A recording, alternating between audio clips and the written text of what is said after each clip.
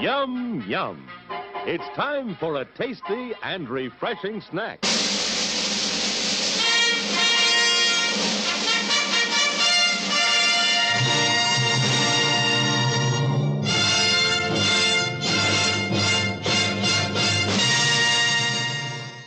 If you should ever meet someone from the outside, you must never fall in love. You scared, you promised. If you fall to love, you'll be truly alone.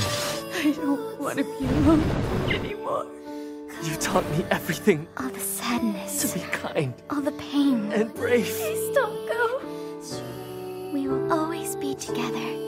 I promise.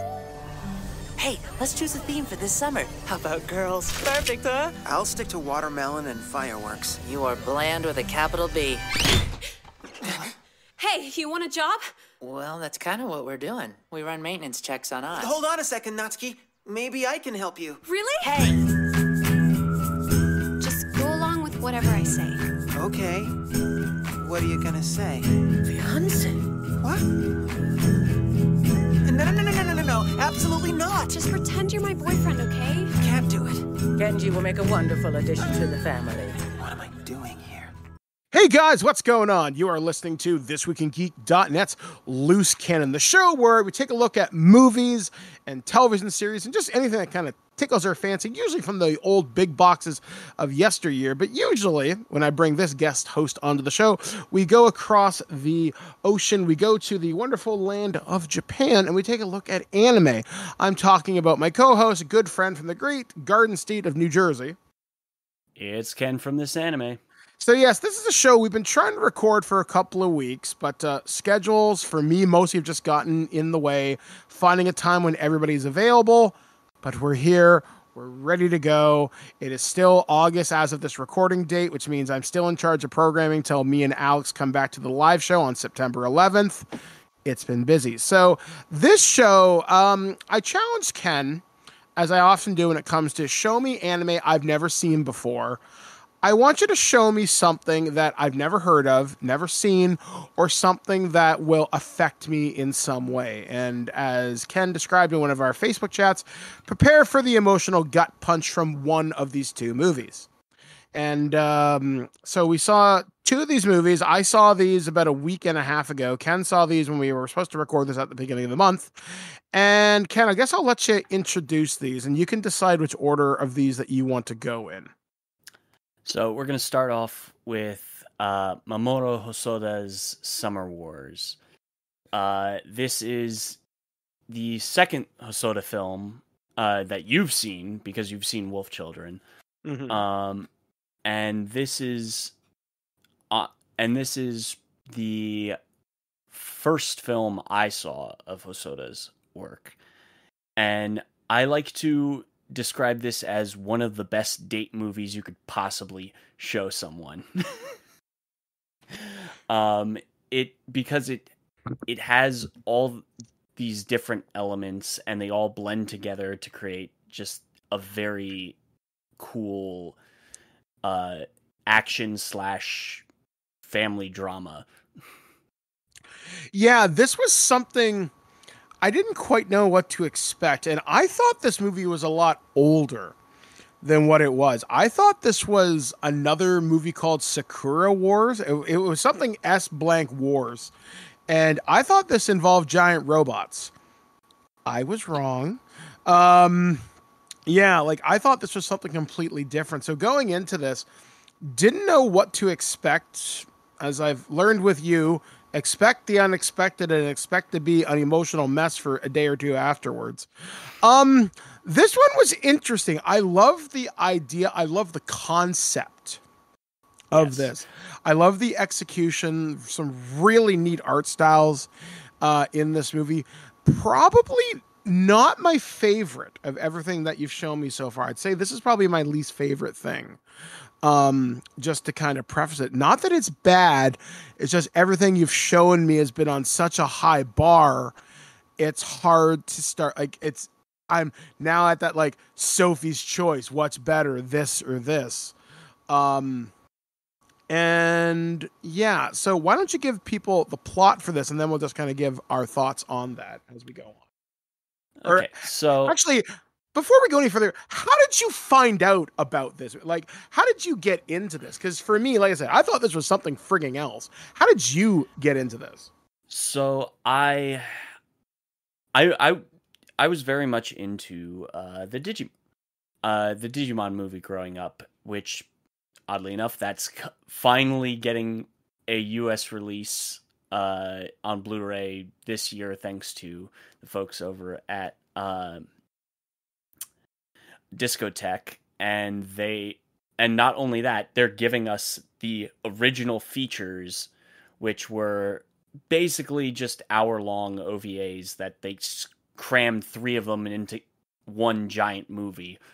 And the big one that everyone really remembers from the Digimon movie is the middle chapter of the movie, which is the battle in the internet, which was directed by Mamoru Hosoda.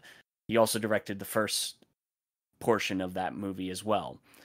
And I just basically went down a rabbit hole of, okay, what else has this guy done? And oddly enough, he did this movie called Summer Wars, and I was like, okay, let's check this out.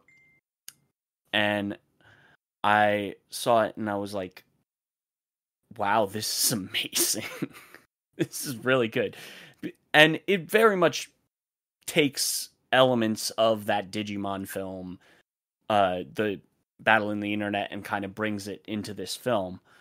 And honestly, Hosoda is probably up there as one of my favorite directors working in animation today. Wolf Children is still the top bar. Like, you can't beat Wolf Children at this point for me. But this is definitely like my number 2 of his films out of the 6 that he's done. At least the 6 original features that he's done. Yeah, this is a guy I'd like to follow more here on the show. Maybe when we get some time and distance, we'll come back to more of his stuff for sure. Yeah, I do want to visit Mirai again, which is the second to last film that he released, because Mirai just doesn't work for me. It didn't work for me when I first saw it, and I was just kind of like, I'm iffy about it, but I was also in a really weird mood when I saw it the first time. Mm-hmm. But going back to Summer Wars, this is great.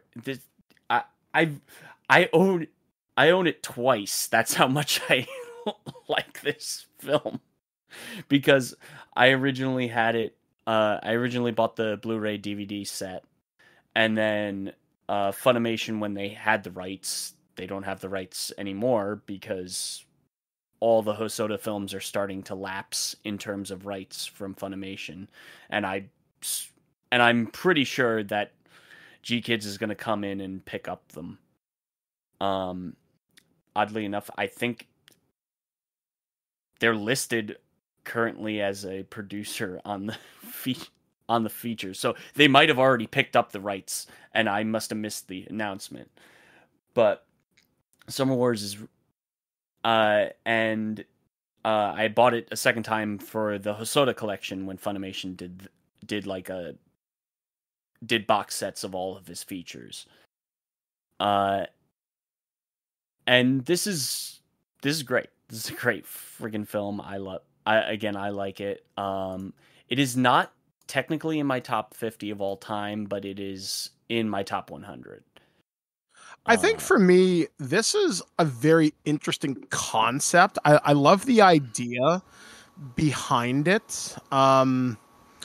One of the things I do love about this is how the internet, like their cyberverse, their art style looks, especially the avatar of the main character. It looks like something out of like I would describe it as Akira cyberpunk in a weird way. Like this really stylized rabbit samurai guy with a jacket. It looks amazing. And I'd wonder where I'd seen that before. So I'm pretty sure I saw that on some kid's signature back in like a forum way back when. Because it's so memorable. There's a lot of really memorable things in this movie when it comes to the art and even set pieces. There's one set piece where they're trying to fight the AI, and I guess I'll have you summarize the story in just a minute here, where they use like a fishing boat full of ice. And I'm thinking, that is really clever. Like, that is like Shadowrun level of clever / cyberpunk. That is something I did not expect. So I guess if you want to sum this movie up, try and do it in a couple of tweets, so to speak. I'm just going to pull it directly from the synopsis here.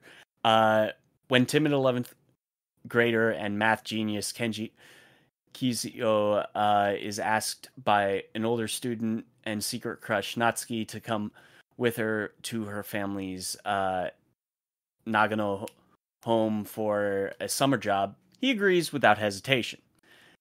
Natsuki's family and the Junichi clan dates back to the Momoroshi era, 1336 to 1573, and they've all come together to celebrate the 90th birthday of their spunky matriarch of the family, Saki, the grandmother. That's when Kenji discovers his summer job is to pretend to be Natsuki's fiancé and dance with her at the birthday celebration. As Kenji attempts to keep up with Natsuki's act around her family, he receives a strange math problem on his cell phone, which, being a math genius, he can't resist solving. As it turns out, the solution to the mysterious equation causes Oz, the program that controls nearly every aspect of life, to be hacked into, and it's up to Kenji and his new family to stop the hacker before it's too late. Again, I like how that movie made this guy it's a math problem. So I'll just do it. And sets off the chain reaction of events and the whole idea where, hey, I need you to fake being my boyfriend for a couple of days because family in Japan, that's a thing, just how their culture works when it comes to just how societal expectations and stuff like that. And that's something, again, I didn't quite expect from this movie, was seeing family reactions like that and how, we want to keep grandma happy. She's the matriarch of the family and whatnot. And then just seeing the divisions among the grandchildren and even the one guy who kind of kickstarted this whole thing because he sold a program and it obviously went out of nuts, very much like Skynet.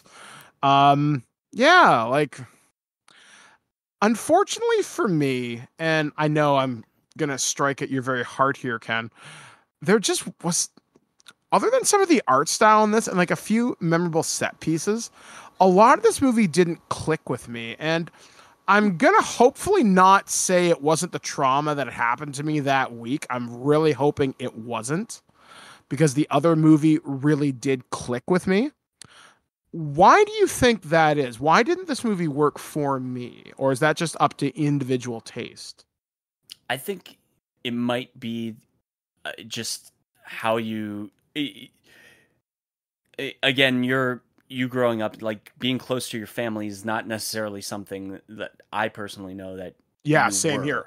Yeah, like I'm the furthest thing from family ever. It's only in the since I've really been married, do I even conceptualize what family really is. I've never had any expectations on me other than don't come home in handcuffs. Yeah, I think maybe that's an aspect that just doesn't click with you, because for me personally, like I'm very close with all my cousins and stuff, and we are genuine. It's not a year go by where we don't meet up with each other at least once or twice a year, and it just that togetherness is a whole aspect of this movie, and the idea that that the grandmother and Wabisuke, that whole aspect of she took him in and he's basically the black sheep of the family, and the love that, and like there's hints that she's the one that gave him the money to go to America, and and get an education there, and it's and also she doesn't want the rest of the family to know about that aspect, which is why she freaks out when he says those things. It's a complicated family situation, and I think that aspect might not have clicked. Mm-hmm. Well, yeah, I mean, ultimately, it didn't click with me. I'm really sorry that just kind of happened, but ultimately, I mean, I think it's definitely something I would recommend people take a watch. Like, it's got, like I said, really cool action set pieces, really neat idea, likable characters. To me, I really like the grandmother. The action sequences when they happen are kind of fun. So, yeah, I mean, it's a worthwhile movie, and I think people should probably check it out. If people wanted to, Ken, where would they have to go? Right now, the only way to get it is by getting the out-of-print Blu-ray, because currently there's no digital release or whatever, because it all got delisted last year once Funimation lost the rights. Supposedly GKids, from what I'm looking at, GKids has technically the rights, I guess, and they might wait till the rest of Hosoda's stuff goes, all the licensing for all of Hosoda's stuff leaves Funimation, and then they take everything else and say, hey, we're re-releasing all of his works on Blu-ray for everyone. So in like a year or two, when that happens, then everything comes back up on digital services as well as physical media. Mm-hmm. That's my bet. All right. So I guess let's kind of move on to our second movie that we're going to be talking about this week. And this one, the emotional sledgehammer would be what I would call this. So Ken, go into describing this one. Again, this is a movie I had never heard of whatsoever. So hit me with your best shot. This film is called Makia When the Promised Flower Blooms. It is the directorial debut of one Mari Okada, who I've already introduced you to her writing through Anthem of the Heart, but this is her directorial debut, and Mari Okada is like probably my favorite writer in Japanese animation, period. She just has a very distinct voice that you immediately can tell when she's writing. And this is just a big passion project for her. She had this developed for years. She was developing this for years, just in the back while she's doing other work. And this is a fantasy epic beyond anything that Japanese animation has done in a while. Mm-hmm. I had been following this film since the initial teaser when that came out in Japan, because I follow Mari Okada and her work, and I was really excited. And I immediately saw the trailer. I'm like, oh, I'm going to be a ball of crying mess at the end of this, aren't I? And yep, totally was when I saw it in theaters back in 2018, when it was early summer 2018 when it got released here. Mm-hmm. And I fell in love with it. It's in my top 20 favorite films of all time. It just is a beautiful piece of not only animation but also just storytelling. Yeah. It is one of those movies that it took me a couple, I tried to watch it twice, and the first time I got about 20 minutes in and it didn't click with me. And then the following time I'm like, all right, fuck it, I'm just going to get through this. And this is a movie where paying attention will really benefit you from watching it from an emotional standpoint. And this is something that the way I watched it is I had the feeling of Dungeons and Dragons stories could benefit from this level of immersion when it comes to dealing with races that are particularly long-lived. And it's not something that's brought up. I've seen this dealt with once in Lord of the Rings when they talk about Aragorn and Arwen and how their romance is doomed because one will live thousands of years, the other one is but the length of man. And watching this and just thinking about how this character goes through that separation and just how they learn to grow, but the growing is part of the tragedy of their existence. I get that. So sum this movie up, Ken, because wow. Yeah. The people of Lorf live far away from the lands of men, weaving the happenings of each day into a fabric called Hibial. Sorry. They live for centuries while maintaining their youthful appearance. Makia, an orphan Lorf girl, lives her life in an oasis surrounded by friends, yet somehow feels alone.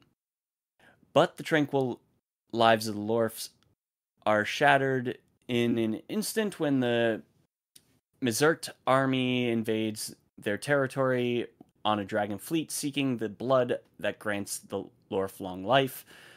Magia manages to escape, but loses her friends and her home in the chaos. She then encounters an orphan boy who is also alone.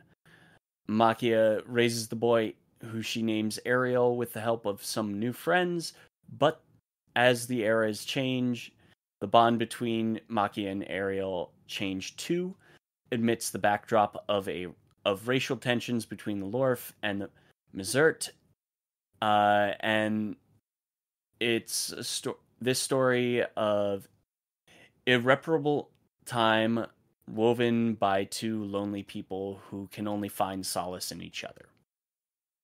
Yeah, sorry, Ken, go ahead. And I also want to point this out that there is also a great duality of motherhood between two characters, Makia, our main character, as well as Lelia, who is actually the first person we actually see in the movie. And you have this great dichotomy of these two people taking different aspects of what they learn with the more mortal people. And it's such a beautiful it's a beautiful piece on motherhood, and also a beautiful piece on living your life not regretting the people that you meet. Yeah, I think that's what really got to me. And just because someone's in your life for a short time doesn't mean they can't have an impact on you. And when you think about the people that pass through your lives, be they friends or family or whoever, they're there for but a brief moment of time. Whether they're there for the entirety of your life, it's never guaranteed. And that movie, this hit me hard in the regard right at the end where Makia is saying goodbye to her son Ariel, saying, "Okay, I love you. Be home for dinner. Don't be late." And the Ariel, as an old man, is dying in bed, and he's like, "Don't worry, Mom, I won't."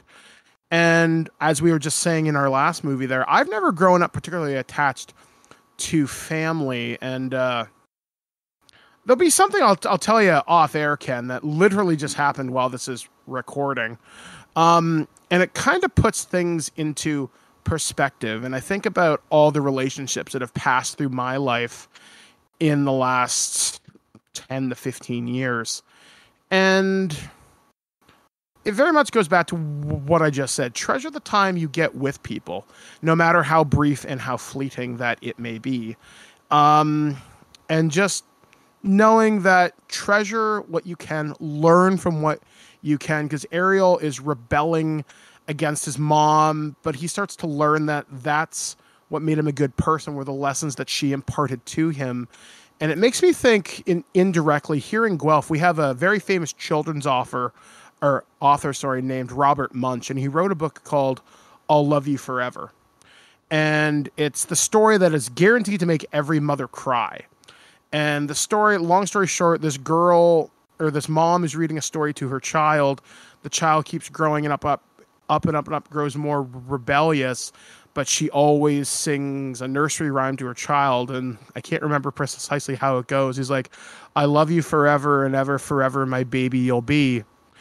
And at one point, the grandmother, who's now looking after the mom's looking after the kid, but the kid is now looking after the grandmother because she's too infirm to do it. So she can't sing the nursery rhyme anymore. So he or she puts the mom to bed.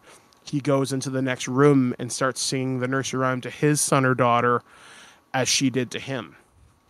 And that really kind of hit me. That generational love that can keep going. Yeah. One of the things that I do want to point out, and that stands out to me specifically, is the score for this film, which is not only prominent in aspects, but also is able to kind of stay in the background. Mm-hmm. I think, honestly, my favorite track is Life and is called Life and Life. That's the little part of it, and it is the moment where you have this. You keep flashing back and forth between Ariel fighting on the castle grounds and then his wife giving birth to their first child, and it's just this beautiful. It's a beautiful piece of music where you get this nice the heavy drums and the horns with the fight, and then you have this very melodic string going through when you cut back to the birth, and it constantly sticks in my mind, that specific track, as well as like the general leitmotif that they use for the Lorf, which is a very piano heavy, harp heavy piece. I think for me, the piece that sticks out to me, it's the ending theme. Just as it goes over to credits after Ariel has passed away, and she goes with the merchant out of town to go live whatever her next life is going to be, and they're talking, and then the music swells and you see like willows or flowers in the wind. I don't know, something about that hit something very primal in me. And like honestly, this is a movie, it has a lot of fantasy tropes in it. Like, you could take out the whole subplot with the red dragon thing and you wouldn't really lose much. Because a lot of this... Yeah, there's a lot of world building that is going on in this movie, and it's kind of one of those things where it's just like, I'd love to be a part of, have more stories in this world, because it's such an interesting world. But the story we get is very insular. Yeah, and you're only getting bits and pieces. Yeah, it's this story that it has to happen in a fantasy world. Like, you're not gonna... I mean, I guess realistically you could transfer this to cyberpunk or space fantasy, but having it set in a medieval setting definitely juices it up, and it makes it work in ways that maybe it wouldn't work in any other fictional setting. But the dragon thing, like I said, it's kind of superfluous. Sure, it's there, but the characterizations are done well. It asks a lot of tough emotional questions. And it really makes you look at your own mortality and the relationships you have within it. And yeah, like I said, I wish I had more to say, because like I said, I'm just kind of, like I said, I'll tell you about this off air. I'm just kind of processing something right now. But it kind of makes me think, no matter what, be thankful for the time you spend with whoever comes through your life for whatever reason, no matter how short. They're there to teach you a lesson, and maybe they'll come back someday. And love is something that can isolate you at times, but it also is one of the greatest gifts that whatever higher power you believe in, be it God, be it Creator, Allah, or whoever, it's very important. And it's always important that you carry that gift with you. And it's the gift that keeps on going. And it's something that Ariel says, because of the gift you've given me, Mom, of hope and love, I'm going to make sure that gets passed on through my family. So my sons and daughters pass that on. And you could tell that was very evident as he grew up and he realized that was what his mom was trying to teach him, to be a good person, to continue loving, so they don't have to be alone. While she's separated by her biology, ideas don't die, or they don't die easily. So it's a very powerful movie, and it's something that if you're going to watch, don't be playing on your phone. Make sure you're fully watching this. I might even recommend, you could watch this one of two ways. You could watch this with your significant other, which I think you'll grow closer as a couple as a result. Or if you're going to watch this movie, don't watch this with your buddies. This is definitely not a bro movie.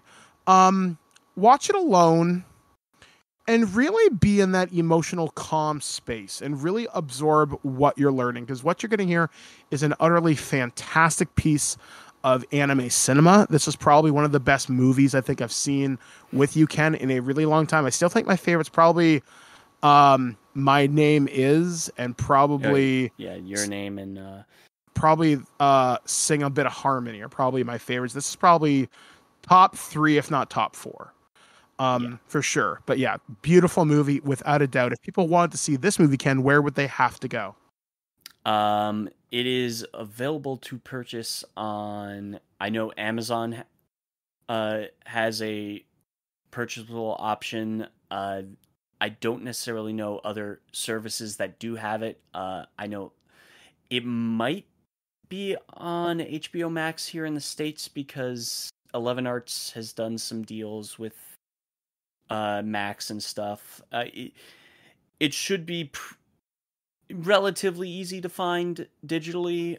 Physically, it's very hard to find because, again, the folks over at Aniplex have the rights for the distribution of it. Oh, joy. And Aniplex's Blu-rays are freaking expensive. I mean, I have the Blu-ray, but it was quite expensive. Yeah, but say you probably paid more than what you should have for that, I'm guessing. Yeah, it was about $100. Oh, wow.